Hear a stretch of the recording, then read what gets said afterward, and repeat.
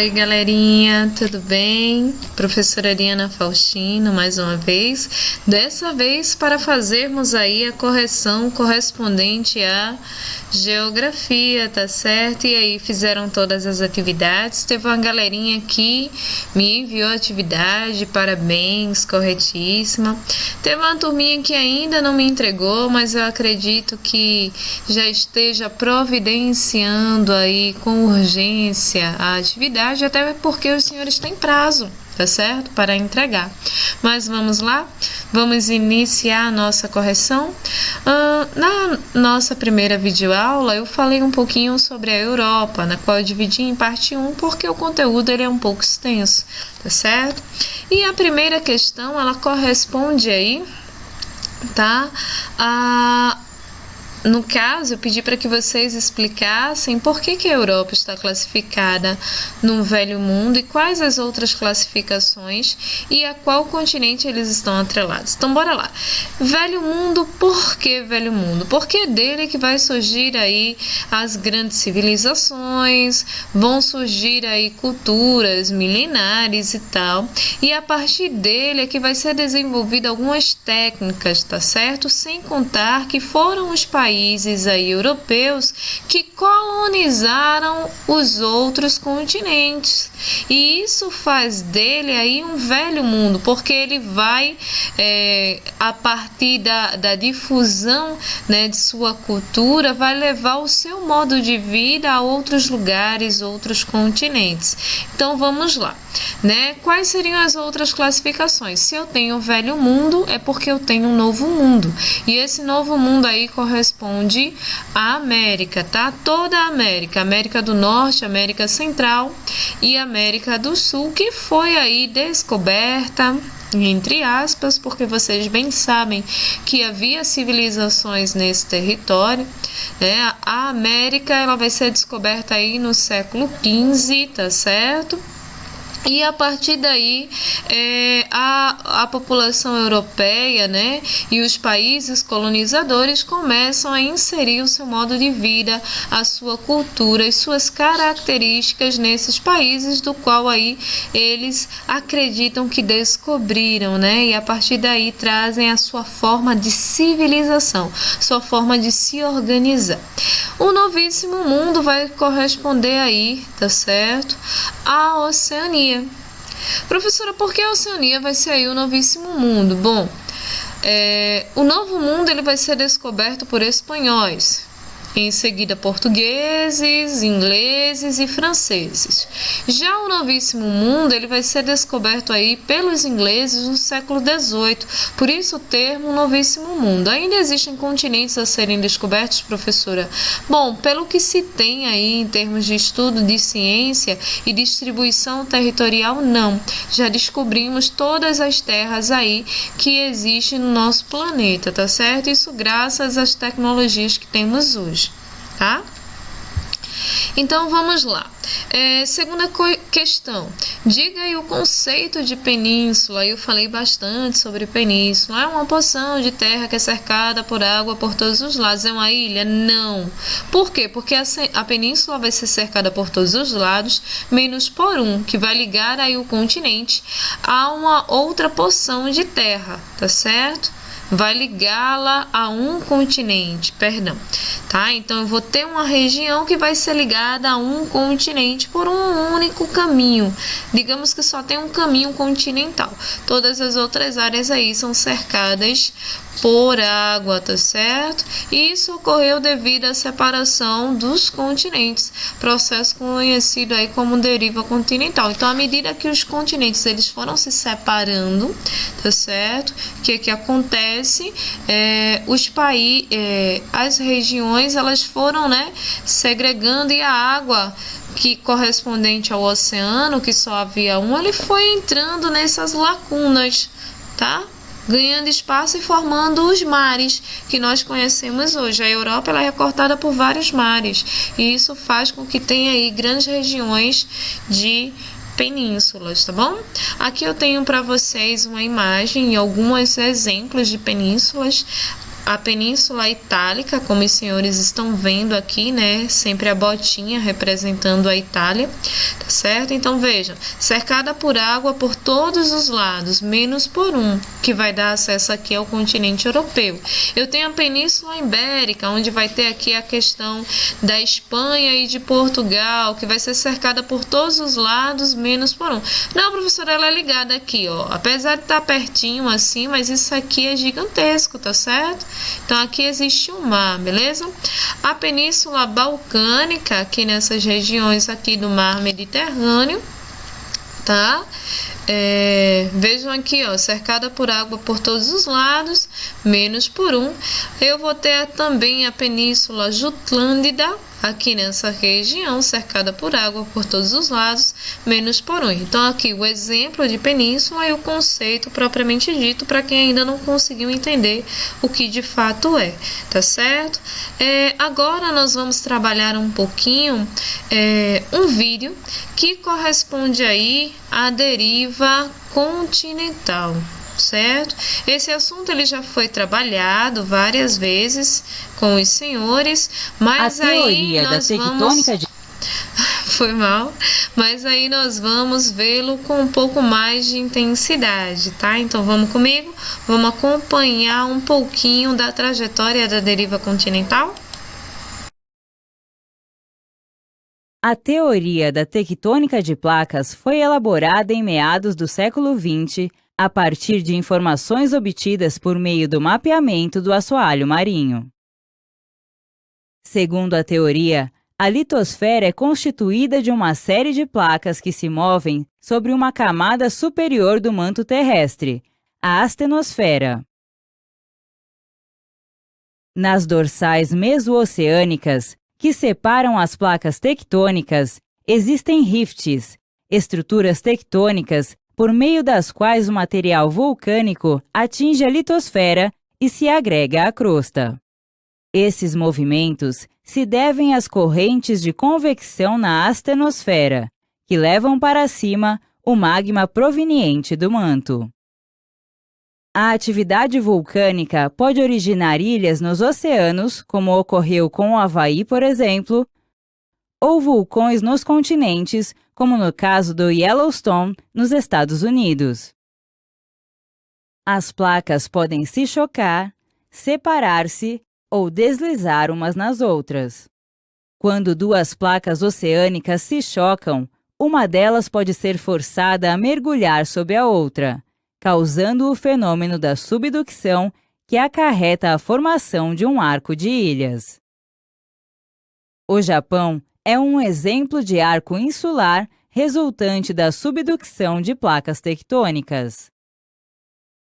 O choque de uma placa oceânica com uma placa continental pode originar cordilheiras na borda do continente e provocar a subducção da placa oceânica. A Cordilheira dos Andes, por exemplo, é uma longa cadeia de montanhas formada pelo choque entre uma placa continental, a sul-americana, e uma placa oceânica, a de Nazca.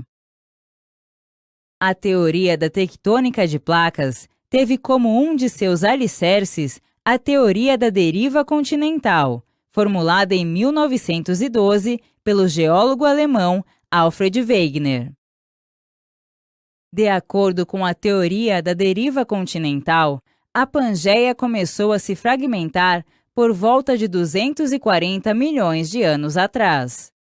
Essa única massa continental dividiu-se em partes que foram se separando ao longo de milhões de anos. Assim, surgiram os continentes tais quais os conhecemos hoje. Os deslocamentos das placas, ocasionados pela energia do interior da Terra, continuam acontecendo nos dias atuais. Terceira questão. 6 características gerais do continente europeu. Então, o que é que eu queria fazer? O que é que eu queria que vocês respondessem aí, tá? Eu queria que vocês dissessem que é um dos 6 continentes do mundo, lembrando que aí nós vamos ter o continente da Antártida, tá certo? Que para alguns é continente, para outros não.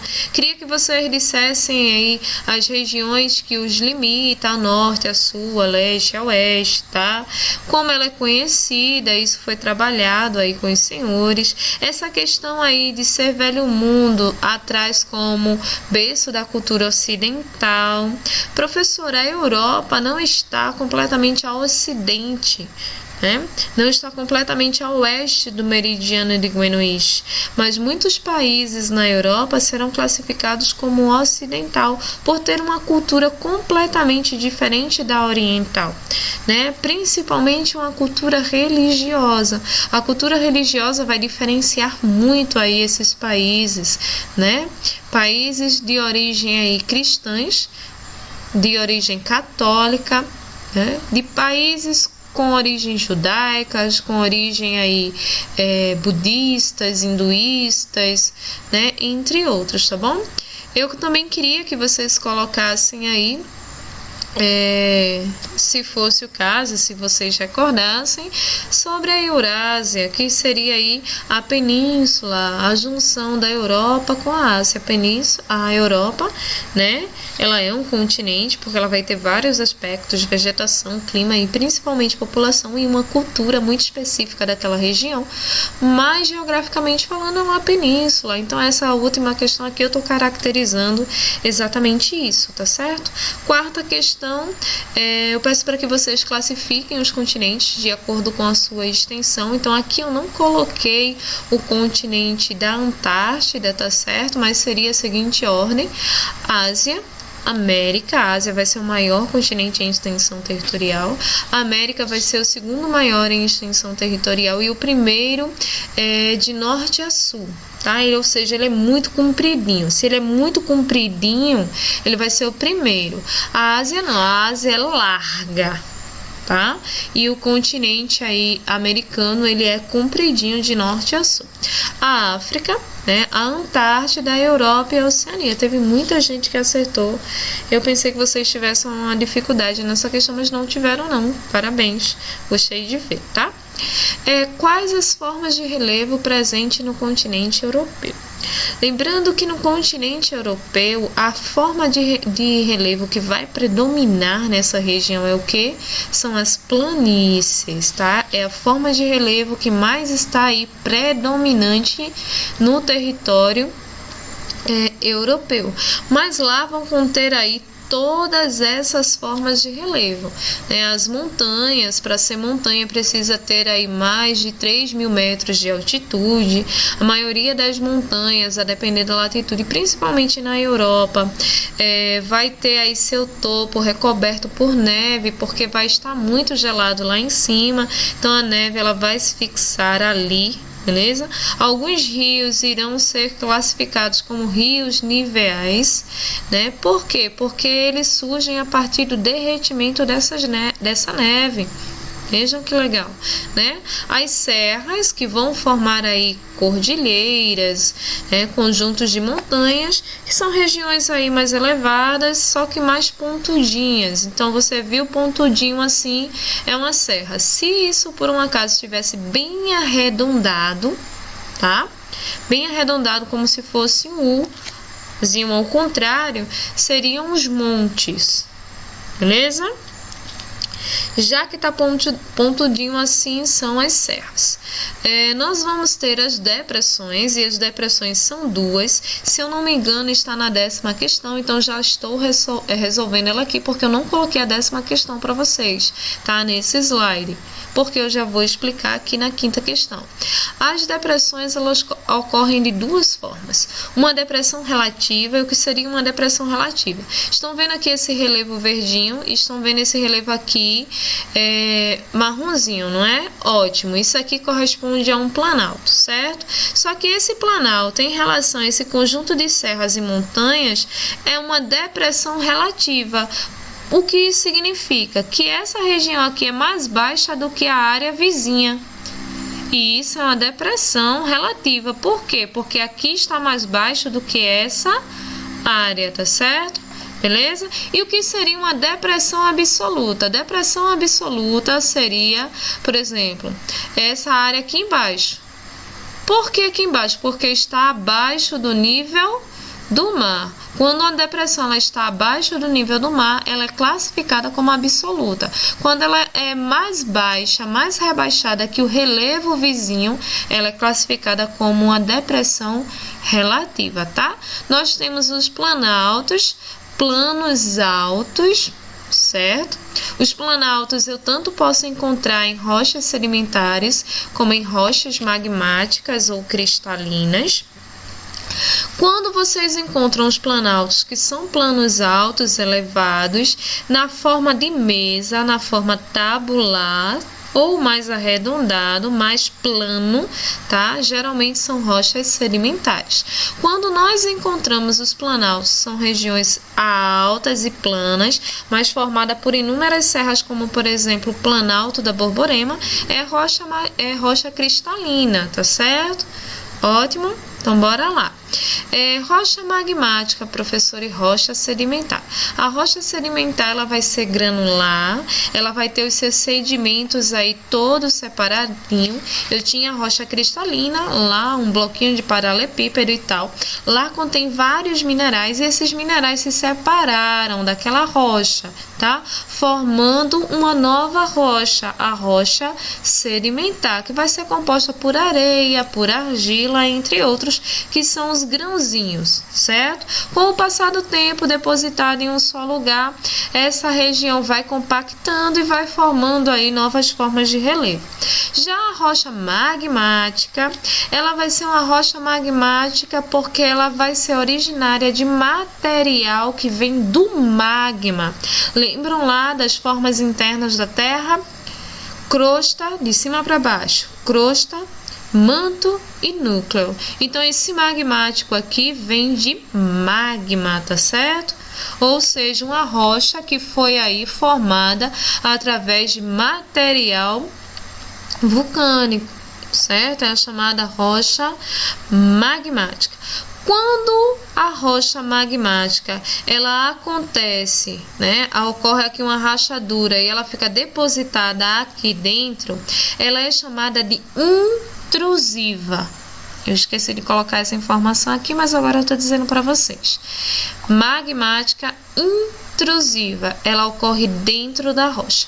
Quando ocorre aqui a rachadura, aí forma o cone vulcânico, aí o material magmático se transforma em lava e é expelido aqui para a superfície. Ela é chamada, tá certo, de rocha magmática extrusiva, está do lado de fora, ela foi expulsa de dentro para fora, extrusiva. Quando ela fica depositada aqui dentro e a gente não consegue ver, tá certo, material vulcânico, material magmático, ela ficou dentro da rocha, ela é chamada de rocha magmática intrusiva, tá certo? Então a grande diferenciação vai ser essa. Rocha cristalina, uma rocha muito rígida que vai conter aí vários minerais, certo? Muito aglutinados, e ela vai ser extremamente diferente da rocha sedimentar, que vai ser, no caso, a decomposição da rocha cristalina, tá? A separação dos minerais, os minerais soltinhos, a rocha sedimentar. Já a rocha cristalina, os minerais aglutinados, elas são bem rígidazinhas. A rocha magmática vai ser originada aí do material vulcânico, vai ser uma rocha aí mais escura, que não vai dar tempo de formar seus minerais, tá certo? Vamos aí à sexta questão. Ocorrem fenômenos de origem vulcânica na região da Europa? Sim, ocorrem, tá certo? Ocorre na Itália, na região da Turquia, naquela região ali em Portugal, na Espanha. Vai ocorrer tremores e tal. Sempre vai acontecer isso aí. Por quê? Por conta aí das placas tectônicas. Lembram lá que foi falado lá no vídeo sobre as placas tectônicas? E aqui eu trago para vocês uma notícia. Essa notícia é um pouco antiga. Na verdade, ela é bastante antiga, ela tem 7 anos, mas o vulcão Etna, localizado ali na Itália, tá certo? Na região da Sicília, voltou a entrar em erupção esta quinta-feira, com novas fendas abertas, ou seja, rachaduras. na sua face, tá? Aqui eu tenho ele em erupção e aqui eu tenho ele adormecido. Vejam aqui, ele vai ser classificado como vulcão de maior altitude, medindo aí cerca de 1.119 metros de altitude, tá? Ou seja, em relação ao nível do mar, ele é muito grande, vai ser o maior dessa região, certo? E ele também é muito largo, ele vai conter aí 119 quilômetros quadrados de extensão. Ele vai ser bem grande, por isso ele vai provocar aí grandes proporções, né? Preocupação para a população que vive nessa região, tá certo? Então vai ocorrer sim atividades vulcânicas. Essas atividades vulcânicas podem proporcionar o que? Tsunamis, abalos sísmicos, que são os terremotos. Então tudo isso aí vai ocorrer nessa região, tá? E os países eu já disse para vocês e está citado na nossa primeira videoaula. Eu também peço para que vocês diferenciem endógeno de exógeno, tá bom? Professor, o que seria endógeno? Tá? Seria os processos intemperismos, ou seja, as alterações que as rochas sofrem, tá? Quando eu digo que o processo ele é endógeno, essas alterações da rocha ela vai ocorrer no interior delas, de dentro para fora, que são os tremores, tá certo? Isso aí vai acontecer de dentro para fora, o vulcanismo. Então, isso aqui vai ocorrer de dentro para fora, tá? Quando eu falo em fatores ou processos exógenos, a rocha ela vai ser modificada, a rocha sedimentar ou a rocha cristalina, ela vai ser modificada, mas de fora para dentro. E quais são aí os fenômenos que irão atuar nessa rocha? O sol, a água, o próprio vento, o gelo, tudo isso aí vai transformar a rocha. O próprio ser humano, né, que vai transformar o lugar, colocando suas habitações ou transformando a seu favor, tá certo? Então, tudo isso aí são agentes exógenos. Agentes endógenos são agentes que ocorrem aí, fazem a mudança na rocha, mas de dentro para fora. Exógeno faz de fora para dentro, tá certo? Essa é a principal mudança. Questão agora de número 8. Quais são as áreas limites do continente europeu? A norte se limita aí com o Oceano Glacial Ártico, ao sul com o Mar Mediterrâneo, a leste com os Montes Urais e a oeste com o Oceano Atlântico. Isso também já foi bem falado para vocês. Questão 9, né? Bom, a questão 9, eu pergunto aos senhores por quais linhas imaginárias o continente europeu ele é recortado. Então, vamos ver aqui. Ele é recortado, olha, pelo meridiano de Greenwich e ele é recortado pelo círculo polar ártico, tá? Então, essas são as duas linhas imaginárias que o continente europeu é recortado. Mas vamos nessa. Professora, e a continuação da questão? Ele pergunta o seguinte, no caso eu, né? Quais as consequências da presença dessas linhas imaginárias no território? Bom, em relação ao meridiano de Greenwich, lembrando que aqui é o ponto zero, tá certo? Zero das horas. Então, a partir dela eu vou somar as horas tanto para mais, indo para oeste, como para menos, indo para leste, tá certo? Então, eu troquei. Então, vamos lá. Mais para leste, menos para oeste. Agora tá corretinho, tá certo? Vocês sabem que a minha orientação de direção é meio ruim. Mas voltando. Então, aqui nós vamos ter, né, o relógio Big Ben, que vai ser o relógio corretíssimo, mais pontual de todo o planeta. Está localizado lá em Londres, tá certo? Mas isso era só a nível de curiosidade. E o círculo polar ártico é o que mais vai causar influências aí. Por quê, professora? Porque ele vai ocasionar, tá certo, uma zona térmica muito correspondente, muito presente nessa região. Do Trópico de Câncer até o Círculo Polar Ártico, nós vamos ter aqui a zona temperada. Se ela está acima, é a zona temperada norte. Se ela estivesse aqui abaixo do Trópico de Capricórnio até o Círculo Polar Antártico, ela seria a zona temperada sul, tá certo? Mas como está aqui a zona temperada norte, beleza? Mas o que isso vai mudar nas nossas vidas, tá? Bom, isso aí vai trazer a presença das 4 estações do ano bem definidas: o outono, o inverno, a primavera e o verão. Então, nós vamos ter aí as 4 estações do ano bem definidas. Então, é muito comum a gente ver as paisagens da Europa, né? A gente, nossa, que paisagem bonita e tal. É porque a gente consegue ver as 4 estações do ano bem definidas. Lembram lá da questão do Velho Mundo e da difusão da sua civilização, da sua cultura, né? Hoje aprendemos as 4 estações do ano graças ao continente europeu. Porque o Brasil, por exemplo, é um país que não tem as 4 estações do ano. Ele faz analogia, mas nós não conseguimos ver na paisagem essas estações. Nós vemos na paisagem o verão. Grande parte do Brasil, que é classificado como um país tropical, está na região, né, localizada como a estação do verão. Então, assim, né, o Brasil não se aplica. Isso é uma das formas, né, da introdução à civilização europeia, lá no período do século XV. Tá certo? Então, é muito comum a gente ver as 4 estações do ano nos países europeus. Essa daí vai ser a grande consequência. Questão número 11. Eu peço para que vocês deem aí as definições correspondentes tanto aos polders como aos fiordes, tá certo? Então, os fiordes são vales rochosos inundados pelo mar. Professora, isso aqui é um cânion, não é? Bom, se fosse invadido pela água dos rios, sim. Mas aí, como vai ser invadido pela água do mar, vai ser classificado como os fiordes, certo?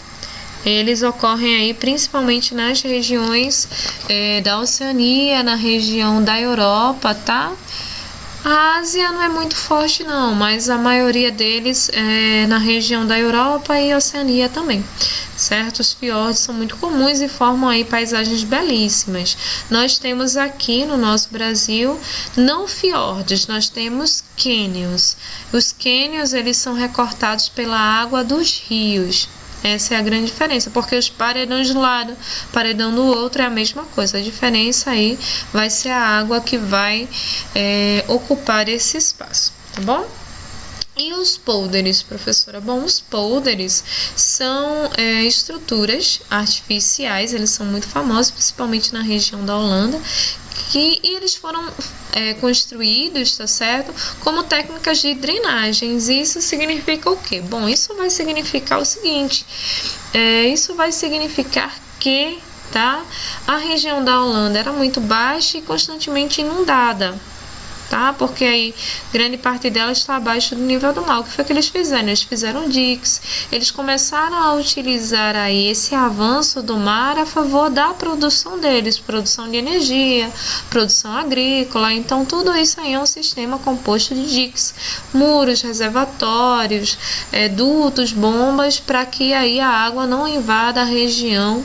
São regiões que estão aí abaixo do nível do mar, tá certo? Então, essas aí são as definições tanto de polders como de fiordes, tá certo?